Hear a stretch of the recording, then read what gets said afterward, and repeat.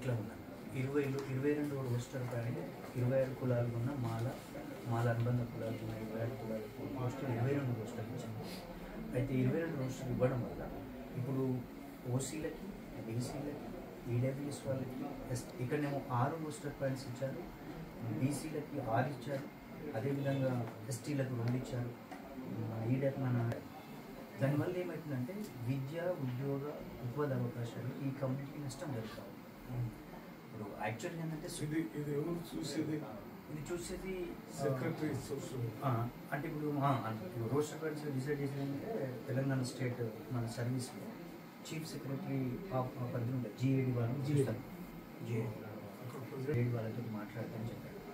అయితే యాక్చువల్గా ఏంటంటే సుప్రీంకోర్టు గైడ్లైన్స్ ఇచ్చిన దాని ప్రకారం ఏంటంటే latest census empirical data within the 59 కులాలు ఇప్పుడు గ్రూప్ 3లో పెట్టేసేసి 5% రిజర్వేషన్ గ్రూప్ 3 వాళ్ళకు, గ్రూప్ 2లో ఉన్నటువంటి వాళ్ళకి 9%, గ్రూప్ 1లో ఉన్న అత్యంత వెనుకబడ్డ వాళ్ళకు 1% ఇచ్చారు.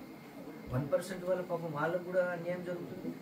ప్లస్ డిగ్రీ, పిహెచ్డి వీళ్ళన్నీ కూడా 22 రోస్టర్ కేటాయించడం వల్ల ఇప్పుడు ఓసీల కన్నా, బీసీల కన్నా, ఈడబ్ల్యూఎస్ వాళ్ళ కన్నా ఎక్కువ అభివృద్ధి చెందినట్టు మనకు అసలు రిజర్వేషన్ లేకుండా పోయినట్టు దీనివల్ల మొత్తం.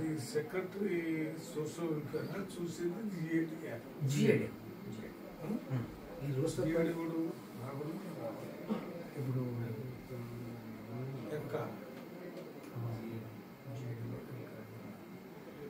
సిఎస్కి చెప్తే ఇదంతా చీఫ్ సెక్రటరీ గారికి చెప్పాలి. ఎందుకంటే ఈ రోస్టర్లో డిసైడ్ చేస్తారు అంతా వాళ్ళు. ఈ 100 పాయింట్స్ రోస్టర్ డిసైడ్ చేస్తారు, వాళ్ళ పరిధిలో ఉంటాయి. ఇంకోటి దీంట్లో వివరాలు ఉన్నాయి, అన్ని వివరాలు అని ఇంకోటి మనకు నోటిఫికేషన్ అనేది ఫిబ్రవరి లోపు వచ్చింది. లేకపోతే చీఫ్ సెక్రటరీ మొన్న బట్టి అయితే జీడీ రాస్తాను చెప్పేసి నేను చీఫ్ సెక్రటరీ జిఏడి వాళ్ళతో మాట్లాడతాను, కమిషనర్ తోటి ప్లస్ చీఫ్ సెక్రటరీ వాళ్ళతో కూడా మాట్లాడతానని చెప్పారు. మీరు పోయి కనుక్కోండి, అంటే తీసుకొని పోయి principal secretary social welfare member పర్లేదు, వేరే జిఏడి చూసి 2 లెటర్స్ ఇస్తారు. Secretary, principal secretary social welfare, తర్వాత జిఏడి ఎవరైనా పోయి కాదు ఇప్పుడు ఢిల్లీలో ఖర్గేదారు తెలిసిన ఉన్నది సాయం యాదవ్ టైం కోసం 10 మంది వచ్చేసి కలిసి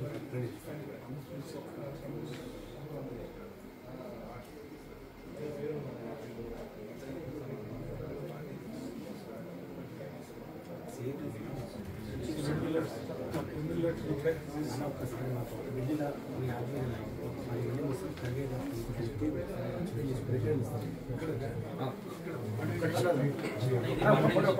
చాలా ప్రాబ్లమ్స్. ఒక్కనే ఉద్యోగం రాదు గ్రూప్ 3లో. పోయి పర్సనల్ గురించి మాట్లాడారు.